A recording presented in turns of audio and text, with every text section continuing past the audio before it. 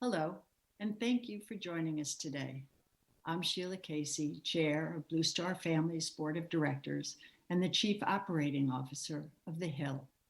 As a military spouse, I know military families are extremely proud to serve our country, and they work hard to stay strong while facing the added burdens of military life. I also know that what keeps military families strong is support from us, their community neighbors, and organizations like Blue Star Families. To bridge the gap between military families and civilian communities, our heroes and their families turn to Blue Star Families to be the liaison, advocate, and catalyst. Blue Star Families does this by partnering with civilian neighbors, both individuals and organizations, to create stronger communities of support for military families. As we enter these final days of March, it is hard to believe that our entire way of life has been upended over the past year. We are starting to see the light at the end of the tunnel, but we are only beginning to understand the effects of COVID-19 pandemic on our country and our military families. Because of Blue Star Families' annual Military Family Lifestyle Survey, we not only have great insight on the issues facing our military families, we also have a unique view on just how difficult COVID-19 has been for them. This year, we will focus on 4 important topics. 1, the impossible choice, housing, schools, and financial stability. 2, impact on women, female service members, and military spouses. 3, the lived experience of diverse families and implications for command. And 4, military children's mental health. And of course, how the pandemic exacerbated these already tenuous situations. Mindful of Zoom fatigue, we've engineered this year's release into a series of smaller virtual events focused on different topic areas. During today's event, you will hear personal stories directly from military families and engage in a dynamic discussion focused on a topic that directly impacts our military-connected families. Following the main panel, we will share additional data and insight and engage in more discussion during a data breakout session, which all are welcome to join. Again, thank you for joining us today and investing your time in the well-being of our nation's military families. Our nation is strongest when our service members and their families are thriving. Our military's readiness depends on strong military families, and they're counting on Blue Star Families and so many of the partners attending today to be the liaison that bridges the gap and keeps them mission ready.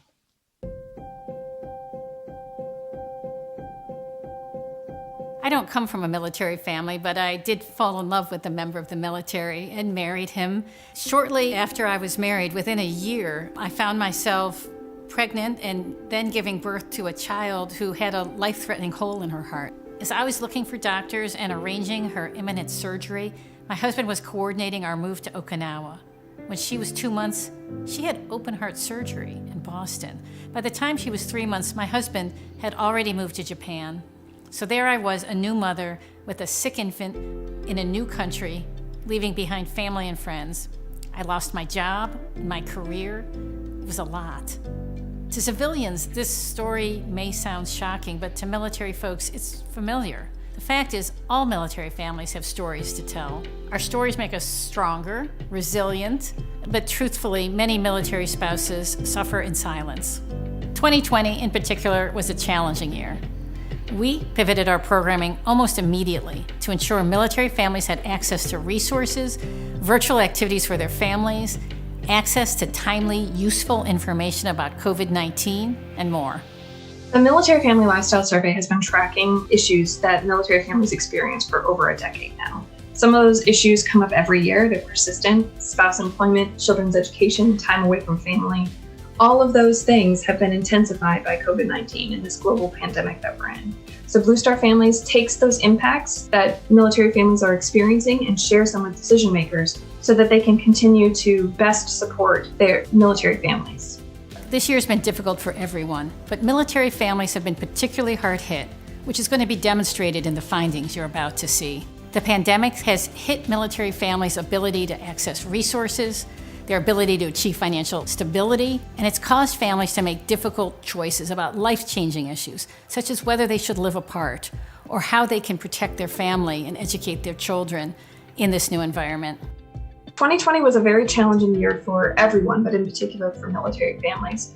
Well, some of the things that we saw from the survey this year are service members' experiences of racial and gender discrimination during their military service. We saw spouse employment concerns intensify for families who are trying to virtual school or homeschool their children because of the shifts in children's education.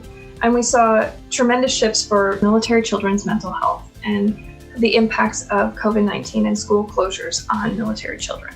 I like to call our survey the People Survey, and this year for the first time, the people get to be part of the release of it. Because due to COVID, we have this virtual event. And that means our members across the country are able to tune in, hear the results, and participate in the discussions afterwards. I think that's really exciting. Military family resilience is absolutely tied to how well military families feel connected to the communities in which they live. Our hope is that, working together, we can better design and implement effective programs, solve problems, and minimize gaps when it comes to serving the unique needs of our military families. I am grateful for each military and veteran family member who takes the survey. None of this work is possible without their voices. Their voices are what drives this change. Our families are resilient, and they're the heroes in this story. Blue Star Families is here to help, to provide solutions, support, and to welcome them through our programming.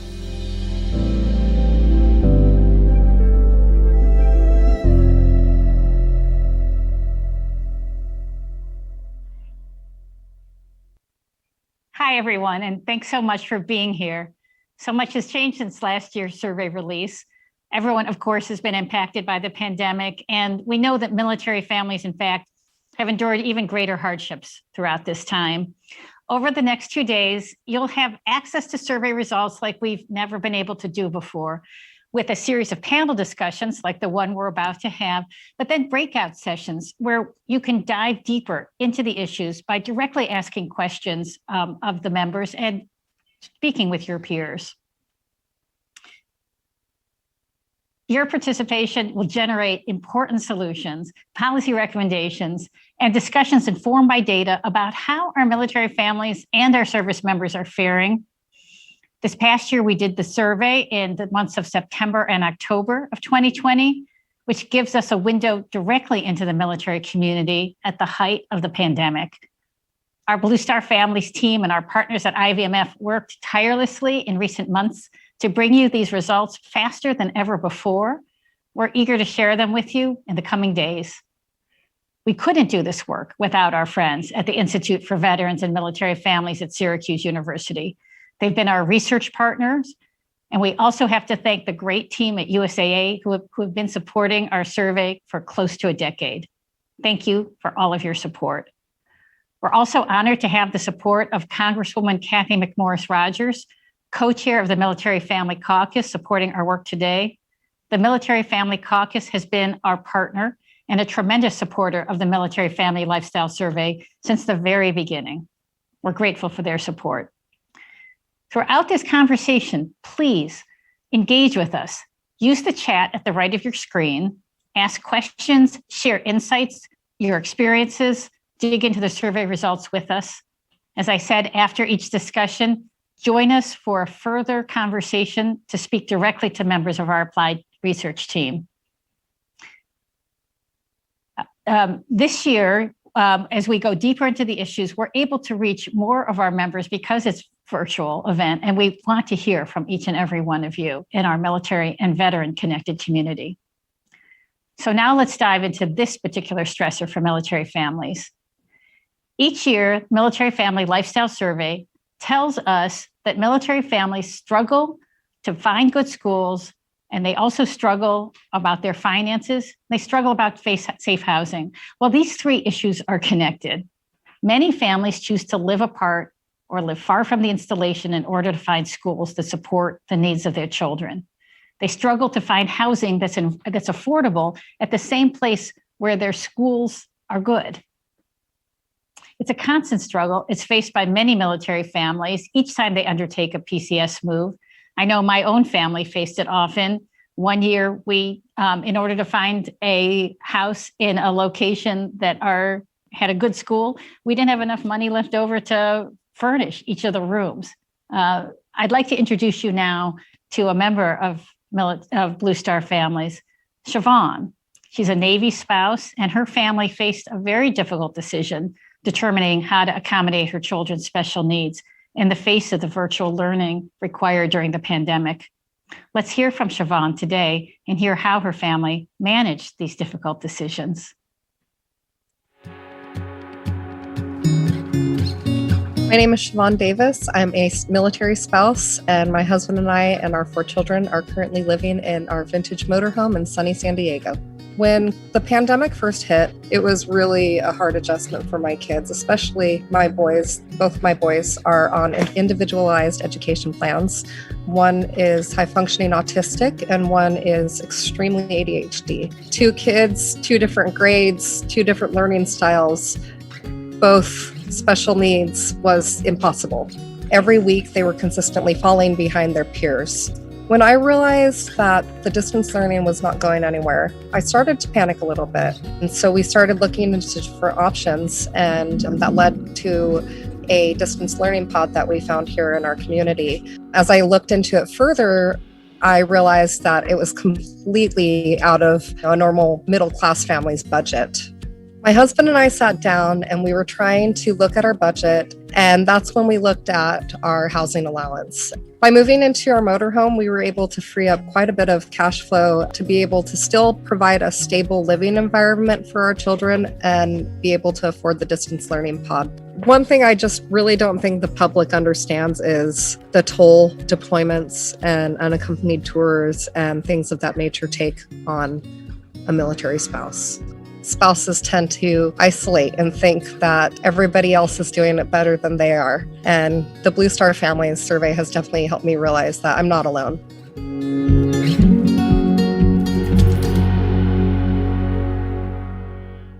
Hi, I'm John Ale, president of Hunt Military Communities. Hunt is one of the largest owners and operators of privatized military housing in the United States. We own and operate 32,000 units on 43 military installations across America, and we have a limited ownership stake in another 19,000 units in partnership with other providers. Hunt is honored to be a part of this great event focused on the release of the results of the Blue Star Families Military Family Lifestyle Survey. We're proud to serve our military families, and we take our responsibility to them and our role in the military mission very seriously.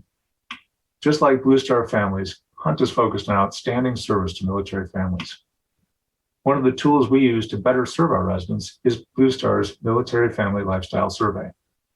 Each year, this survey's insights help guide the services, outreach, amenities, and communication tools we utilize throughout our communities. We're particularly excited about this next panel, The Impossible Choice: Housing, Schools, and Financial Stability. Like civilian families, military families must make trade-offs to balance their family members' needs. And the frequent relocation for military families means those choices come more often. When anticipating a relocation, military families must consider many factors and balance each one. For example, which duty station would best support a spouse's career, a service member's promotion opportunities, a child's medical or mental health needs, or be close to extended family or support networks? Blue Star Families Military Family Lifestyle Survey clearly shows the most important factors influencing housing decisions are distance to base or installation, safety, schools, accommodations for pets, which we all know are just extended parts of our family, and affordability. For families with special educational needs, the decisions become even more complex. Hunt is proud to support this critical work, and we look forward to learning from the important information gathered in the annual Military Family Lifestyle Survey. Now it's my honor to pass the event back to Kathy, who will moderate the panel, the impossible choice: housing, schools, and financial stability. Kathy, I'll turn it back over to you to begin what's sure to be an engaging and robust discussion. Thanks, John, and thanks to the whole team at Hunt's Company for your continued support of our annual Military Family Lifestyle Survey. As we begin this panel discussion around housing, schools, and financial stability, we're joined by a special guest who we've asked to say a few words. Ms. Patty Barron has been a friend to me, Blue Star families, and the entire military community for many years. First, as an Army spouse, I think the first Army spouse in this position at the Pentagon, which is exciting. And then throughout her career serving on boards and advisory boards at 0 to 3, Sesame Workshop, Child Care Aware, among others. Before joining the Biden administration as the Deputy Assistant Defense Secretary for Military, Community, and Family Policy, Patty served at AUSA for many years. She's been a champion for all of us, and it's my honor and pleasure to welcome Patty to share a few words with us. Thank you, Blue Star families, for your invitation and for the commitment that you and other military family serving organizations have made to better understand the challenges of our military families and the help and support that you have to empower to have them live their very best military lives. In my new role as Deputy Assistant Secretary of Defense for Military, Community, and Family Policy, I'm so grateful to be able to work with the amazing team at MCNFP, who is dedicated to improving the well-being of military families. You know, as a 30-year Army spouse and the mother of a soldier who is married to a soldier now living overseas, and the grandmother of 2 adorable little grandchildren that are also military kids, I understand the absolute importance of our collective mission. I really do. Together, we must elevate the voices of all military families so that we are able to equally serve our diverse military community. Our military families deserve innovative solutions to the challenges of military life. And I look forward to exploring what's in the art of the possible. That's my favorite saying, the art of the possible. And I would be remiss if I didn't close with reminding all of you that April is the month of the military child, a time to thank military children everywhere for their service, sacrifices, and support. If you can, I charge you to purple up during the April month of the military child and show your support for these amazing kids. And we would love to have you send us your photos. We would love to see them and maybe even put them up on our website, the Military One Source website.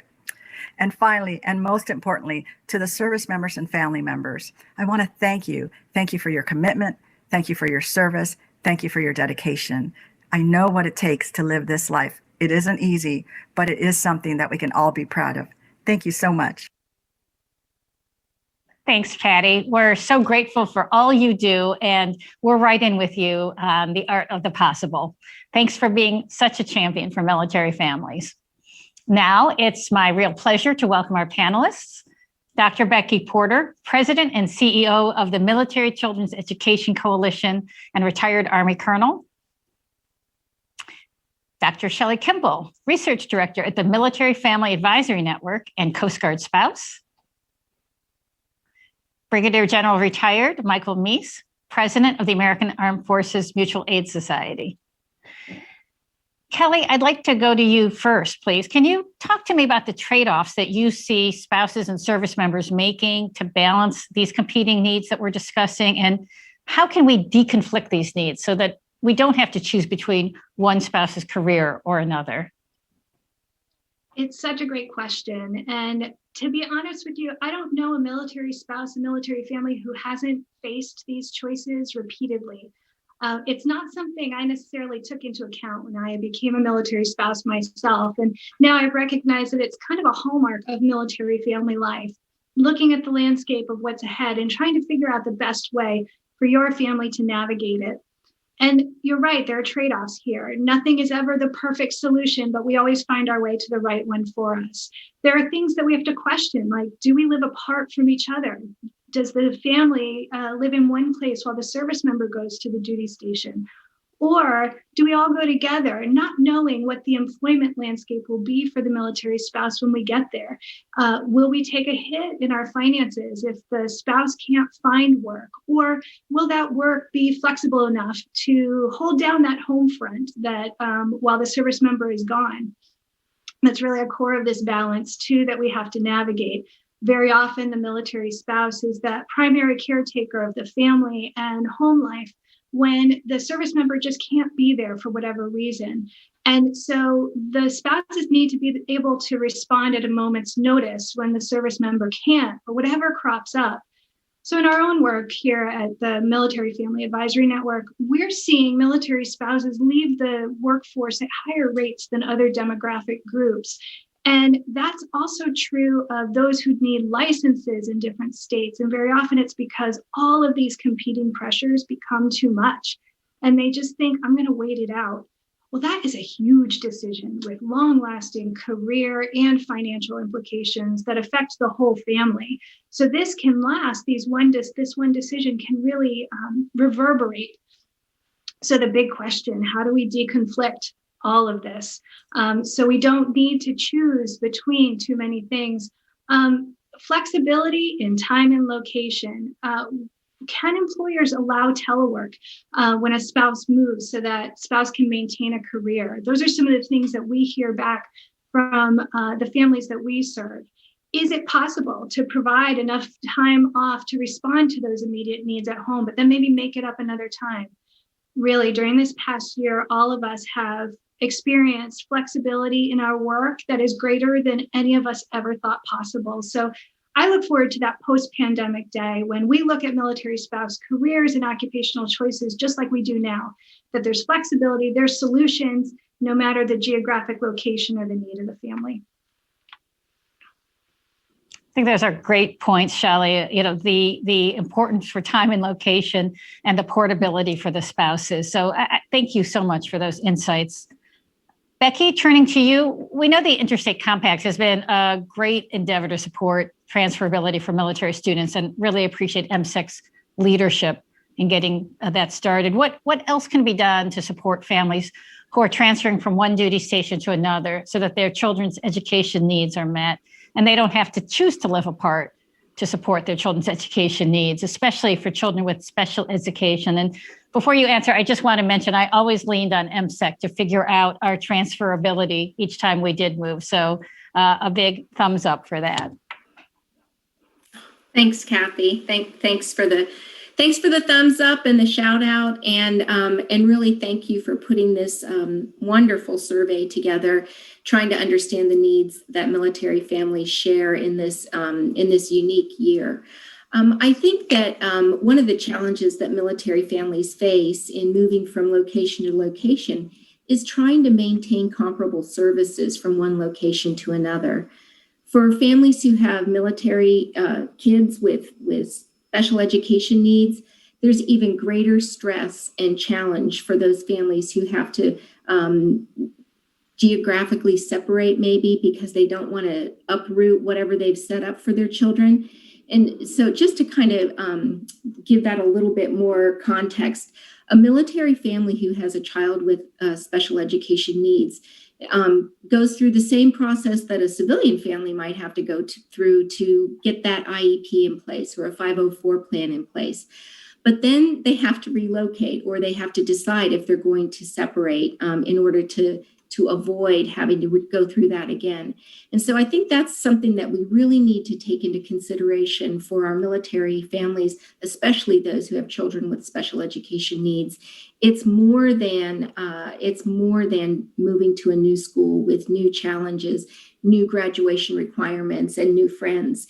It's having to go through that IEP or 504 plan process all over again. Depending on how much you want me to say about that, Kathy, I'll go on to say that the Military Interstate Compact does support special education needs, especially saying that the receiving school needs to keep the IEP or 504 plan in place while they do a reassessment. And it's important for family members to remember that even though there may be a requirement to keep the plan in place, some schools just don't have the resources available to support everything that was supported in the previous school. So understanding on the part of the parents is important, but also helping a school to understand what the compact requires of them is good as well. They may also find that the receiving school does does perform subsequent evaluations and assessments to make sure that they're providing the student with everything that they need to. I'm going to stop Thank right you, there, Becky. Kathy. And yeah. Yes, wonderful. Thank you. And I'd like to now turn to Mike Meese, if I may. Mike, what advice do you give?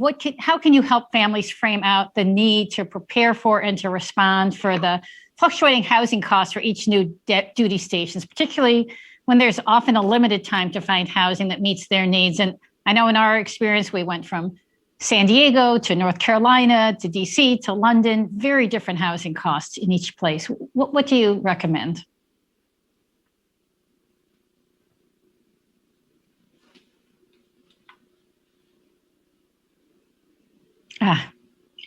Mike, you might be muted.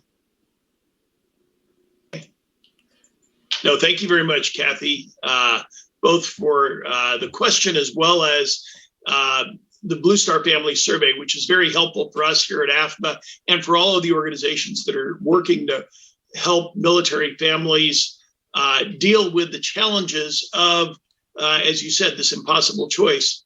For me, it's not just kind of a professional thing that I do here with AFMA, but it's also personal. My daughter is married to an infantry ranger that's right now at Fort Benning, Georgia.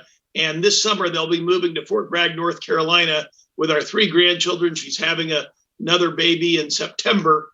And this, for our 8-year-old grandson, will be the 8th house that he's moved in. 3 of them have been government quarters like those provided by Hunt, and the others have been rentals that they've had and they hope to purchase for the first time. And so the advice in response to this is, as the Blue Star Family Survey has reflected, much of the costs for people are actually higher than their basic allowance for housing Do we have is. time for follow-up? And so consequently, military people need to take that into account when they're looking at the places for either rent or for purchase. For example, my daughter and son-in-law are looking to purchase a place, and the mortgage that they were able to get is actually much higher than their BAH.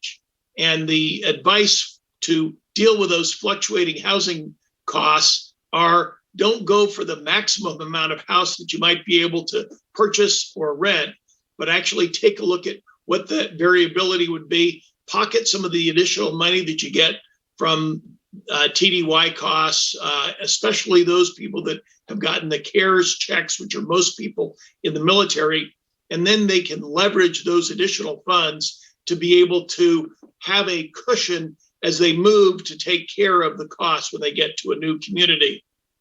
And as Becky said, take very careful consideration of the schooling that they have to make sure that that schooling is right, because although that may be costly to get to the right school district, it's actually priceless in terms of the overall effect for the students so that they can continue to develop as they move from place to place.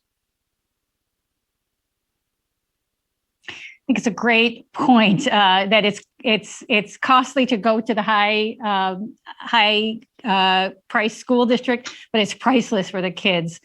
Mike, let me follow up. We're talking about what individual families can do.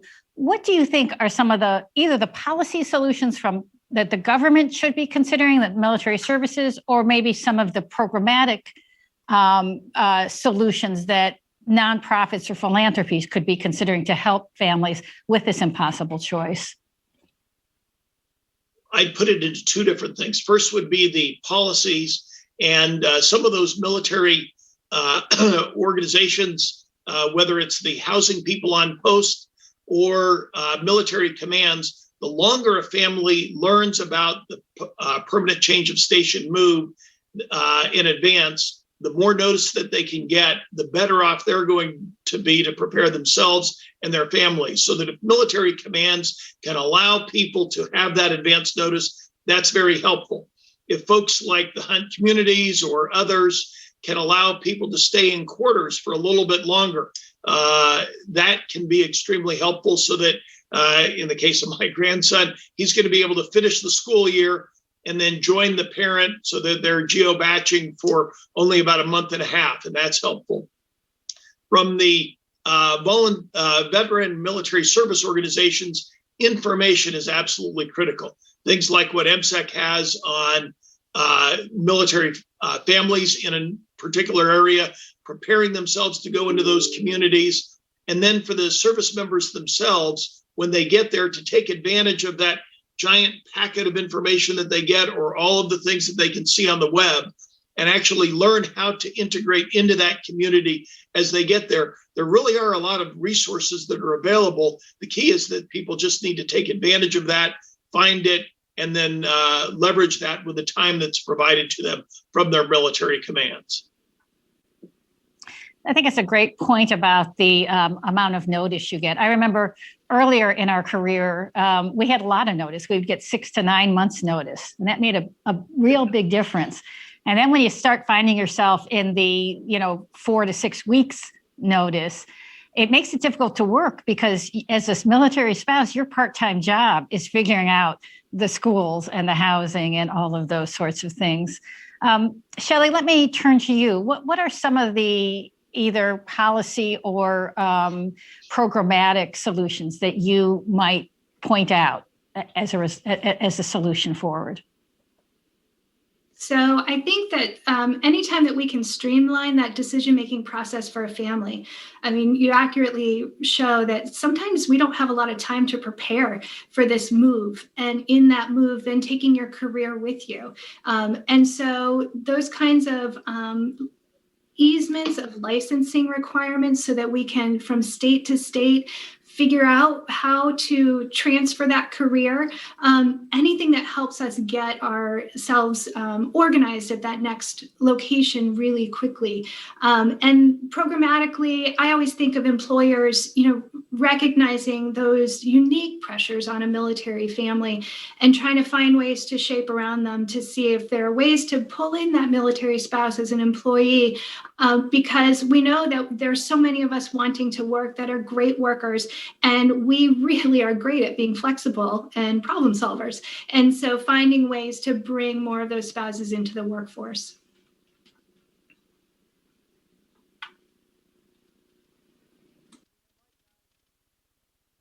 Panel discussion last year when the COVID-19 started, and we really dug into special education and military children. And we talked about the transferability of IEPs and what a painful situation that is for military families. I wonder if you want to say a little bit more about that, or any other topic you might want to reflect on.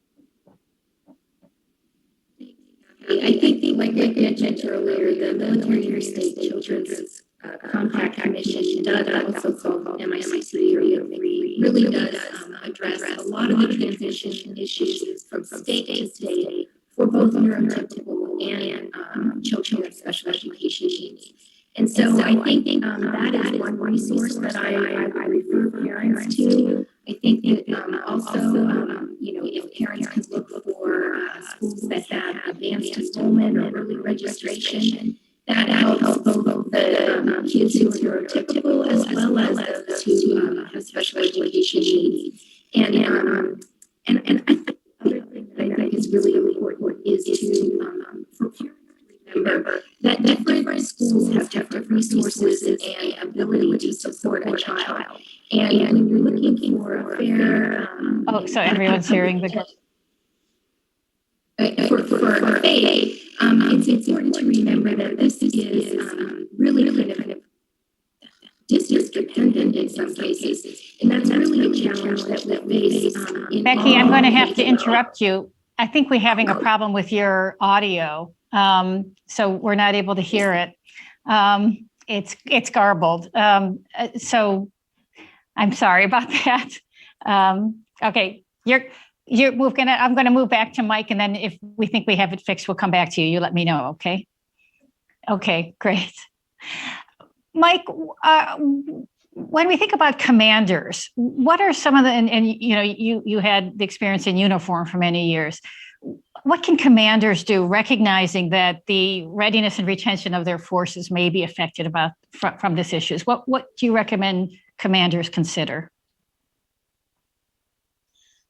The first part I mentioned it is having the additional word out there so that individuals have advance notice as much as possible. The second is to recognize, one of the huge advantages of the military is that you have 30 days of leave. And very frequently, commanders will tend to not take advantage of that. In other words, if you're moving from Fort Benning to Fort Bragg, the new commander at Fort Bragg is going to insist that you get there as quickly as possible, instead of saying, let's make this PCS actually let you take 20 or 30 days of leave and be able to actually take advantage of that so that this experience becomes a fun one. One of the things the Blue Star Family Survey indicated is that well over 30% of people in the military found that PCS moves were one of the most stressful aspects of being in the military. Commanders ought to take it, recognize that, learning that from the Blue Star Family Survey, and say, okay, how can I make this a less stressful period so that either you have more time, you're able to enjoy the move from place to place. When I did that, one of the more than a dozen PCSs in my 32-year career, we tried to stop at national parks and doing those kinds of things.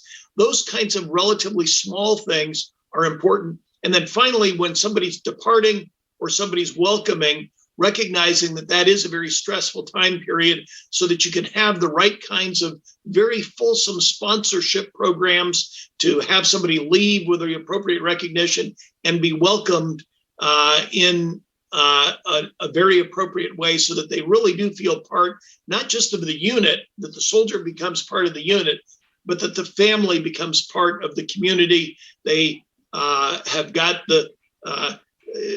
they meet with another family that also has an 8-year-old that also does Taekwondo and finds out where to go to the Taekwondo person in town or those kinds of things. That's the kind of way that it leverages the military community to make it even more valuable for everyone. Yeah, those are great comments, Mike. And actually, this need to welcome is what's behind a major initiative that Blue Star Families has been launching, to have a welcome week at the end of September, where we invite communities to welcome their military families at the end of that PCS season. And that's, I think, an example of how a nonprofit takes these results and does something with them. Also around the PCS time, what a great point. And I know for Blue Star Families, we give our staff, 90% of our staff are military spouses. We give anyone 2 weeks off for a PCS move. Maybe that should be a best practice for employers. If you have a military family, it should be an automatic 2-week time off for a PCS move, because we got to keep these military families active. That's what supports our country. Becky, do we have your audio back? How do I sound now? Excellent. Good. Wonderful. Could I ask you to recap what you said before? Because I thought it was just me not being able to hear you, but I think it was everyone. So let me invite you to speak. Well, you know what they say, it's not you, it's me. So what I was saying, Kathy, is that the Military Interstate Compact for Children Commission, also called MIC3 or MIC3, is a great resource for parents of children who are neurotypical or children who have special education needs. And the MIC3 really does a great job of providing parents and schools with guidelines about how military parents can transition their students from one state to another.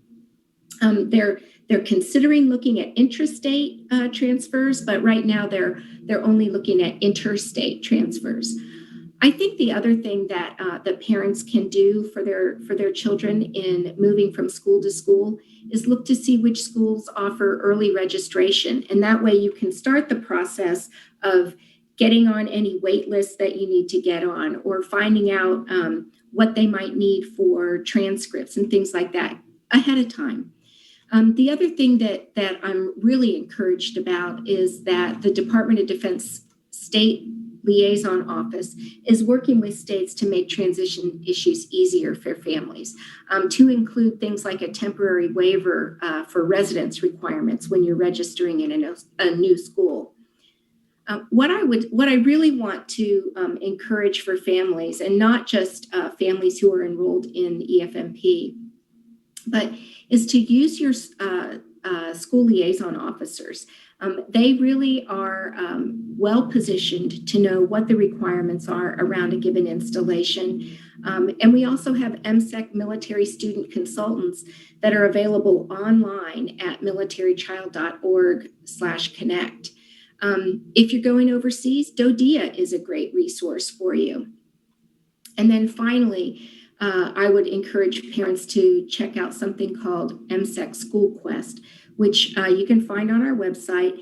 And it is a database that pulls together sites like great schools. It pulls together different graduation requirements and testing deadlines, and is a really good place for military parents to kind of check out what they might need for their student at the next location.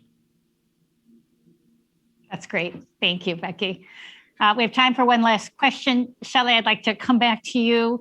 As we saw in some of our overall survey results, this has been a devastating period for military spouse employment. We already had 24% unemployment before the pandemic. Of the spouses who were working, 42% became unemployed. 42% of the working spouses became unemployed this past year. 47% reduced their hours. So almost every single solitary. And now you've got that loss of family income and you've got a PCS move. We're hoping to go into a recovery. How should families be thinking about this period, and how can we as a larger support community maybe try to help people with this very difficult situation? This, the panel question, the beginning question that we started with, this impossible choice, I have, given it so much thought, and I feel like now is the most difficult time in generations to have tried to work through all of these pieces and parts. I think that military families as a whole are incredibly connected to each other and resourceful. And so finding those solutions, we think of them at MFAN as like the life hacks. What is it that we're using to get through this time? Whether it's trying to figure out child care as a group that's healthy during the pandemic, or recognizing where are the schools that you'll go to in the next PCS. For example, at MFAN, we have MillMap, which is a user-generated map where all of us can put in all these great resources that we're looking for. But also, these organizations of everyone here on this panel provides just an essential part of the puzzle as families are PCSing and trying to make these decisions together. And so lean on us, lean on all of these great organizations that are just waiting here to help military families.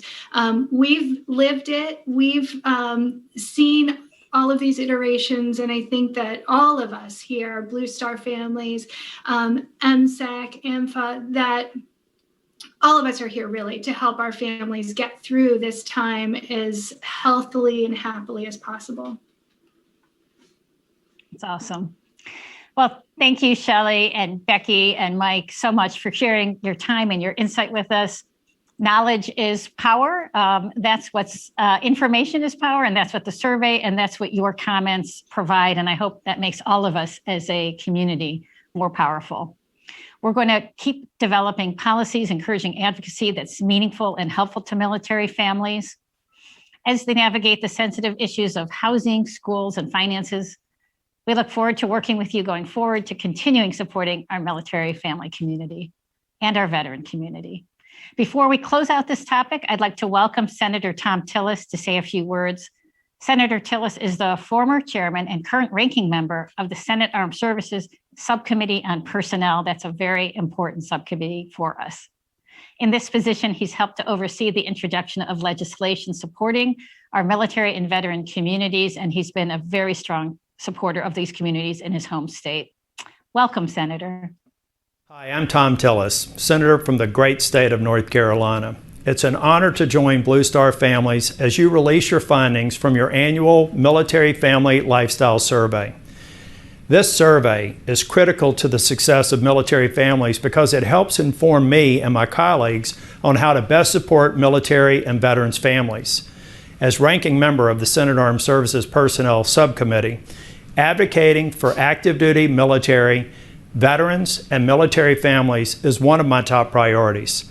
Since I've been in office, I've worked across the aisle to secure $120 million in impact aid for military-dependent children, expand job opportunities for service members and their spouses, and work to ensure military families have access to autism therapy for their children. Having data from the survey is invaluable, and I want to thank Blue Star Families for the incredible work you're doing. Thank you so much for your service, and God bless. Thank you, Senator Tillis. You've been a fantastic friend to Blue Star families and to all veteran and military families. We look forward to working with you and our other government leaders on behalf of the military-connected community. Thank you to all of our panelists for joining us today, and thank you to all of you for attending and engaging with us. We hope you'll continue the conversation with us online. Use the hashtag BSF Survey, and please join us for the breakout session immediately following this panel discussion to learn and share more about the latest survey results. And before I turn things over to our board member, CNN anchor, and dedicated military spouse, Brianna Keeler, I'd also like to take a moment to recognize our survey sponsors. Without their support, none of this would be possible. The demand for our work has never been greater, so thank you for supporting military families and the military-connected community. Finally, please take a few moments to fill out the post-event survey. Your feedback is very important to us, and it helps us do a better job next time. And now, the woman I've been channeling or doing my best to channel all day, Brianna, I'll turn it over to you. Thank you, everyone. Hello, I'm Brianna Keeler, CNN anchor and author of the column Homefront, and I am also honored to be a Blue Star Families board member. As a military spouse, I understand the stress that comes with the unpredictability and continual uncertainties that are a part of the military lifestyle. Blue Star Families is putting in the work to research the top concerns of our military families, like the impossible choices that they face related to housing, schools, and financial stability, all through the annual Military Family Lifestyle Survey. This is important work, and it is affecting policy as well as influencing decisions made at the top levels of the military. After looking at this issue over the past hour, I invite you to join Tina Atherall, CEO of Psych Armor, and speak with our research team directly in a data deep dive breakout session. During this next hour, the Blue Star Families Applied Research Team will be at your fingertips like never before. So dig into this data with the people who know it best, where you will be able to ask your questions. To join our breakout session, just click on the link in the chat to the right or at the bottom of this page. Thank you for joining us today. Your participation is helping Blue Star Families move the needle and generate progress within the military community.